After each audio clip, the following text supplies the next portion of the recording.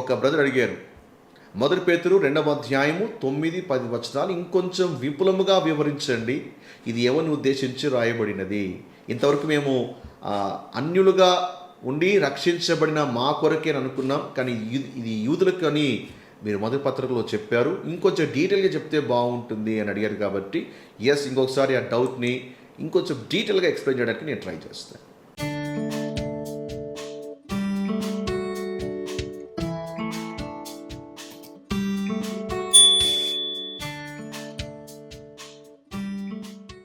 మొదటి పేతురు 2వ అధ్యాయం 9వ వచనంలో ఏం రాయబడి ఉంది? అక్కడ చీకట్ల నుండి ఆశ్చర్యకరమైన తన వెల్లోకి మిమ్మల్ని పిలిచిన వాని గుణాతిశయములు ప్రచురము చేయు నిమిత్తము ఏర్పరచబడిన వంశమును, రాజులైన యాజక సమూహమును, పరిశుద్ధ జనమును, దేవుని సొత్తైన ప్రజలు అయి ఉన్నారు అని రాయబడింది. సో ఇక్కడ ఈ వచనంలో ఏర్పరచబడిన వంశము అనే మాట గమనించాలి. ఏర్పరచబడిన వంశము ఎవరిక్కడ? ఇది మనల్ని ఉద్దేశించి, అంటే బాడీ ఆఫ్ క్రైస్ట్ ఉద్దేశించి, లేదా అన్యుల నుంచి ప్రభులోకి వచ్చిన వారిని ఉద్దేశించి రాయబడిందని చాలామంది అనుకుంటారు. కాదు. ఎందుకు? ఈ పత్రిక రాసింది ఎవరు? పేతురు. పేతురు ఎవరికి అపోస్తులుడు? యూదులకు అపోస్తులుడు, అన్యులకు కాదు. కాబట్టి ఇది యూదులు ఉద్దేశించి రాయబడిన పత్రిక అని ఆల్రెడీగా మనం కవర్ చేస్తాం. ఇది యూదులు ఉద్దేశించిందండి. ఇక్కడ ఏర్పరచబడిన వంశం ఎవరు? ఇజ్రాయేలీలు.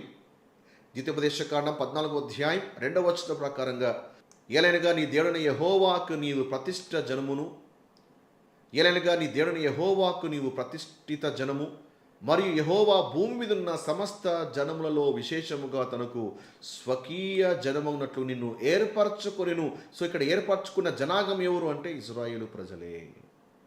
మరి పరిశుద్ధ జనము ఎవరు? ఈ పరిశుద్ధ జనము కూడా ఎవరో కాదు, ఇజ్రాయేలులే. ఈ పరిశుద్ధ జనం అన్న మాట మీరు ఇంగ్లీష్లో చూడండి, హోలీ నేషన్ అని రాయబడి ఉంది. ఏమండి, బాడీ ఆఫ్ క్రైస్ట్ ఒక నేషనా?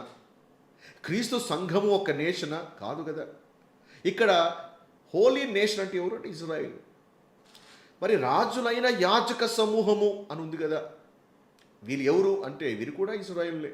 నిర్గమకాండ 19వ అధ్యాయం 6వ వచనం చూడండి, మీరు నాకు యాజక రూపకమైన రాజ్యముగాను పరిశుద్ధమైన జనముగాను, యాజక రూపకమైన రాజ్యముగా. చెప్పండి, ఇక్కడ ఎవరు? సంఘమా? దేవుడు సంఘముతో ఎప్పుడైనా సరే మీరు నాకు యాజకులుగా ఉంటారు అని దేవుడు చెప్పాడా? పౌలు తన పత్రికల్లో ఎప్పుడైనా అలాంటి స్టేట్మెంట్ వాడాడా? లేదు. బాడీ ఆఫ్ క్రైస్ట్లో మనము యాజకులము కాము. ఎందుకంటే ఆలయం లేదుగా. ఆలయము లేదు. ఆలయం ఉంటేనే యాజకత్వం ఉంటుంది కదా. సో గ్రేస్ స్పీడ్లో ఆలయం ఉందా అంటే లేదు. రాజ్యముగాను, చాలామంది అనుకుంటారు నేను దేవుని రాజ్యంలో యాజకుని, రాజునని. రాజు యాజకత్వము ఆలయానికి సంబంధించినది, 1000 పరిపాలనకు సంబంధించినది. ఈ యూదులు 1000 పరిపాలనలో యాజకులుగా ఉంటారండి. ఇది మనకు సంబంధించింది కాదు. యెషయా 61వ అధ్యాయం 6వ వచనం, మీరు యెహోవాకు యాజకులనబడుదురు. ఎవరు ఉద్దేశించి అంటున్నాడు? మనల్ని. యెషయా గ్రంథములో అంటే టైం పాస్టర్, అక్కడ సంఘం ఉందా? లేదు. It's a mystery program. అక్కడ సంఘమే లేదు. అక్కడ దేవుడు యూదులతో మాట్లాడుతున్నాడు. కాబట్టి ఈ యొక్క 9వ వచనంలో ఉన్నటువంటి మాటలు ఎవరిని ఉద్దేశించింది అంటే అది యూదుల్ని ఉద్దేశించినది. మరి 10వ వచనం చూడండి, ఒకప్పుడు ప్రజగా ఉండక ఇప్పుడు దేవుని ప్రజ అయితుని, ఒకప్పుడు కనికరింపబడక ఇప్పుడు కనికరింపబడిన వారైతుని. చాలామంది ఏమనుకుంటారంటే ఒకప్పుడు నేను అన్యుడిగా ఉన్నా, దేవుని యొక్క ప్రజగా లేను, ఇప్పుడు నమ్ముకున్నా కాబట్టి ఇప్పుడు దేవుని ప్రజగా మార్చబడ్డా. నమ్ముకున్నప్పుడు నా మీద కనికరం లేదు, ఇప్పుడు నమ్ముకున్నా కాబట్టి ఇప్పుడు నేను కనికరించబడ్డాను అని. ఏమిట్రా, ఇది మనకు సంబంధించింది కాదు. అయితే చాలామంది ఇది మనకు సంబంధించింది ఎందుకు అనుకుంటారంటే పౌలు కూడా ఇదే విధముగా తన పత్రికలో రాశాడు కాబట్టి ఇది మందే అని అనుకుంటుంటారు. మీరు ఒకసారి ఎఫెసీ 2వ అధ్యాయము 12, 13 వచనాలు అలాగే 19 వచనాలు చూడండి. ఆ కాలమందు ఇజ్రాయెల్తో సహపౌలు కాక పరదేశులు, వాగ్దాన నిబంధన లేని పరజనులను, అంటే ఇక్కడ మనం ఎలా ఉన్నాం? పరజనులుగా ఉన్నాం. ఇక్కడ పేతురు ఏమంటాడు? ఒకప్పుడు ప్రజగా ఉండక, కాబట్టి 2 మ్యాచ్ అవుతున్నట్టుగా ఉన్నాయి కదా. 18వ వచనం చూడండి, మునుపు దురస్తులైన మీరు, అంటే ఒకప్పుడు దేవుడికి దగ్గరగా లేము కదా. ఇక్కడ కూడా ఒకప్పుడు మనము దేవుడికి ప్రజగా లేం కాబట్టి దూరంగా ఉన్నాం. 19వ వచనం, మీరు ఇక మీదట పరజనులు పరదేశులై ఉండక, ఒకప్పుడు మనం పరజనులుగా ఉన్నాం, పరదేశులుగా ఉన్నాం, ఇప్పుడు మనం వచ్చాం. కాబట్టి పౌలు చెప్పినటువంటి మాటలు, పేతురు చెప్పిన మాటలు 2 కూడా దగ్గరగా ఉన్నాయి కాబట్టి ఇది కూడా మనకి అఫ్కోర్స్ మనం కూడా ఒకప్పుడు అలాగున్నాం, దేవుని సమీపానికి వచ్చాం. కానీ ఈ కాంటెక్స్ట్లో, అంటే ఈ పత్రికలో ఈ కాంటెక్స్ట్ చూడాలి. వర్డ్ సేమ్ కదా, ఓకే, రైటింగ్ సేమ్గా ఉన్నాయి. కొన్నిసార్లు స్పిరిచువల్ లాంగ్వేజ్ ఒకే రీతిగా ఉండడము బట్టి అన్నిటికీ ఒకదానికి అప్లై చేస్తే పొరపడతాం. కాంటెక్స్ట్ చూడాలి. Context is king. ఇక్కడ ఈ కాంటెక్స్ట్ ఎవరు ఉద్దేశించి? యూదులను ఉద్దేశించి. వీళ్ళు ఒకప్పుడు ప్రజగా లేరు, ఇప్పుడు ప్రజ అయ్యారు. అదేంటి? యూదులు దేని ప్రజలు కదా, వాళ్ళు ప్రజగా లేకపోవడం ఏంటి, ఇప్పుడు వాళ్ళు ప్రజగా మారడం ఏంటి? అటువంటి డౌట్ మీకు రావచ్చు. వాళ్ళు ఎప్పుడు ప్రజగా లేకుండా పోయారు, ఎప్పుడు దేవుని ప్రజగా అయ్యారో తెలుసుకోవాలంటే ఒకసారి మనం హోషేయ గ్రంథానికి వెళ్ళాలి. హోషేయ గ్రంథం గురించి మనము వినే ఉంటాం, కాస్త అవగాహన ఉండే ఉంటుంది. హోషేయ గ్రంథంలో మనకి ఒక స్త్రీ కనపడుతుంది, ఆమె వేశ్య. ఈ యొక్క స్త్రీ ఎవరికి పోలికగా అంటే ఇజ్రాయెల్కి ఒక చిత్రముగా ఉంది. She's a picture of Israel. ఎందుకంటే ఈమె ఏ విధంగా అయితే వ్యభిచారము చేసిందో ఇజ్రాయెల్ ప్రజలు కూడా ఆత్మీయ వ్యభిచారులుగా మార్చబడ్డారు, విగ్రహారకులుగా మార్చబడ్డారు. అందుకే దేవుడు వారికి నేను విడాకులు ఇస్తున్నాను అంటాడు, నేను పరిత్యజిస్తున్నాను అంటాడు. అర్థమైందా? అయితే 2వ అధ్యాయంలో మళ్ళా ఆ స్త్రీతో మరి ఒడంబడిక జరుగుతుంది, మళ్ళీ ఎంగేజ్మెంట్ జరుగుతుంది, మళ్ళీ నిబంధన చేసుకుంటారు. అంటే 2nd చాప్టర్లో మళ్ళీ రీయూనియన్. 1వ చాప్టర్లో ఏమో పరిత్యాగము, 2వ అధ్యాయంకి వచ్చేపాటికే మళ్ళీ అదే స్త్రీని వివాహం చేసుకోవడం. అయితే 1వ అధ్యాయంలో మీరు చూసినట్లయితే ఆ స్త్రీకి 2 కుమారులు జన్మిస్తారు. ఒకరేమో లోరు హమా, అంటే ఆ ప్రవక్తక స్త్రీ ద్వారా 1వ కుమారుడు జన్మిస్తాడు. ఆ కుమారుడు పేరు లోరు హమా. దాని అర్థం ఏంటంటే జాలి నొందనిది. 2వ కుమారుడు జన్మిస్తాడు. 2వ కుమారుడు పేరు ఏంటంటే లో అమ్మి. దాని అర్థం ఏంటి? నా జనము కాదు అని అర్థం. సో మనం స్పిరిచువల్ ఆస్పెక్ట్లో చూడాలి. ఇక్కడ దేవుడు ఇజ్రాయెల్ ప్రజలు ఏమంటున్నాడంటే నా ప్రజలు కాదు. సో 1st చాప్టర్లో వారి క్రియలు బట్టి, వాళ్ళ చేష్టలు బట్టి మీరు నా ప్రజలు కాదు అని దేవుడు డిక్లేర్ చేస్తాడు. అయితే కఠినముగా ఈ మాట చెప్పినప్పటికీ 2వ అధ్యాయం చూస్తే ఆ ప్రజల్ని దేవుడు మరలా చేర్చుకుంటున్నాడు. ఓకే, సో అయితే ఎవరిని కాదని దేవుడు పంపించేస్తున్నాడు? ఇజ్రాయెల్ అందరినా అంటే కాదు, ఇజ్రాయెల్లో ఉన్నటువంటి కొన్ని గోత్రాలని అందరినీ కాదు. ఇంకా మీరు అర్థం చేసుకోవాలంటే ఒకసారి ఈ చార్ట్ని చూడాలి. ఇజ్రాయెల్ రాజ్యం 2 భాగాలుగా విభాగించబడుతుంది. ఉత్తర రాజ్యము, దక్షిణ రాజ్యం. Okay, northern Israel and southern Israel. Okay, so దక్షిణ రాజ్యాన్ని యూదా అంటారు అండ్ ఉత్తర రాజ్యాన్ని ఇజ్రాయేలు అంటారు.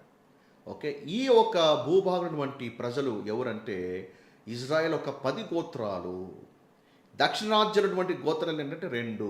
సో ఇది యూదా గోత్రము. యూదా కింద 2 ఉంటాయి, ఇజ్రాయెల్ రాజ్యం కింద 10 గోత్రాలు ఉంటాయి. సో ఈ 10 గోత్రాల గురించి రాయబడినదే హోషేయ గ్రంథం. నమాలు మీకు అర్థమైందా? ఈ 10 గోత్రాల వారు ఏంటంటే వీరు చెరగా వెళ్ళిపోతారు. ఎక్కడికి? అష్షూరు రాజ్యానికి చెరగా కొనిపోబడతారు. ఎందుకంటే వారి అవిధేయతను బట్టి దేవుడు తీర్పు తీరుస్తాడు, వారు చెరగా వెళ్ళిపోతారు. ఇక్కడ వీరు ఉద్దేశించి అంటున్నాడు లో అమ్మి, వీరు నా మాట గైకొనలేకపోయారు కాబట్టి, ఎంత చెప్పినా వీరిలో మార్పు రాలేదు కాబట్టి మీరు నా ప్రజలు కాదు అని చెప్పినప్పుడు వారు దేవుడు ముందుగానే వార్నింగ్ ఇస్తాడు రాబోయే చెర గురించి. అయినా కూడా వీళ్ళు లెక్క చేయరు. ఫలితంగా అష్షూరు రాజ్యంలోకి వాళ్ళు, అంటే ఆ రాజ్యము ద్వారా ప్రవక్తలు ముందుగానే, దేవుడు ముందుగానే ప్రవక్తల ద్వారా హెచ్చరిస్తారు, ఆయన పెడజవుడు పెడతారు. చివరికి రావాల్సినటువంటి ఉగ్రత రాని వచ్చింది, వీరందరూ కూడా చెరలోకి వెళ్ళిపోతారు. వీరండి అన్య దేశంలోకి చెదిరిపోయారు.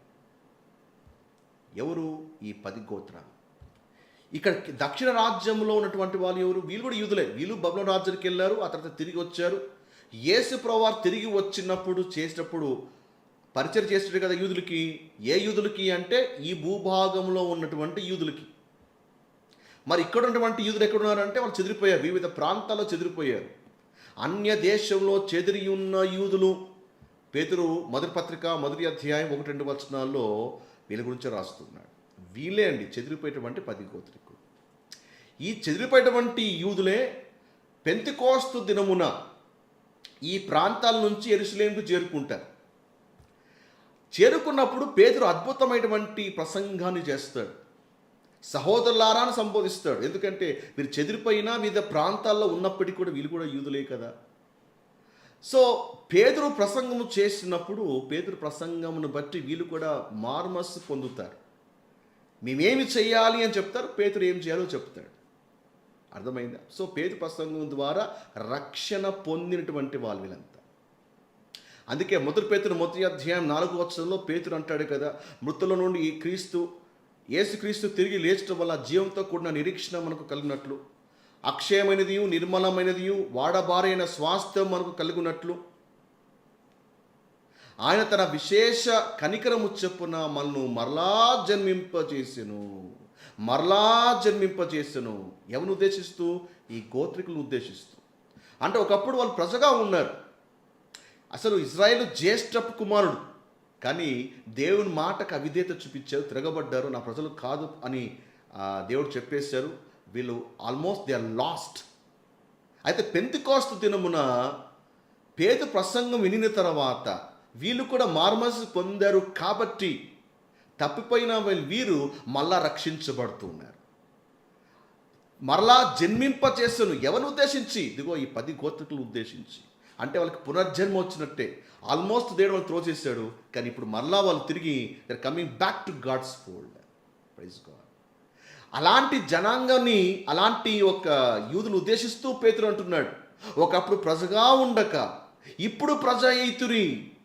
ఒకప్పుడు మీరు ప్రజలు కాదుపోని దేవుడు చెప్పాడు, ఇప్పుడు మీరు దేవుని ప్రజలుగా మార్చబడ్డారు. ఎంత భాగ్యము! ఒకప్పుడు కనకరింపబడక ఇప్పుడు కనకరించబడుతురి. మీరు కనకరించబడలేదు కాబట్టి మీరు అనేక ప్రాంతాలు చెదిరిపోయారు. ఇప్పుడు దేవుడు కనకరిస్తున్నాడు. అంటే ఎక్కడ ఏ భూభాగంలో దేవుడు నా ప్రజలు కాదు అని చెప్పాడో అదే భూభాగంలో ఇప్పుడు దేవుడు నా ప్రజలు అని చెప్తూ ఉన్నాడు. స్తోత్రం. అదే హోషేయ 2వ అధ్యాయం 23వ వచనం చూడండి. నా జనము కాని వారితో మీరే నా జనమని నేను చెప్పగా వారు నీవే మా దేవుడు అని అందరూ. ఇదే యెహోవా వాక్కు. ఎక్కడ దేవుడు నా ప్రజలు కాదన్నాడో మీరు మొదటి అధ్యాయం చెబితే అది మీకు అర్థమవుతుంది. అదే ప్రాంతంలోనే దేవుడు నా ప్రజలు అని దేవుడు చెప్తున్నాడు. Praise God. ఇప్పుడు మీకు అర్థమైందా ఈ వచనం ఎవరికి సంబంధించినది అని? సో ఇది యూతులకు సంబంధించినటువంటి మాట. Praise God. రైట్.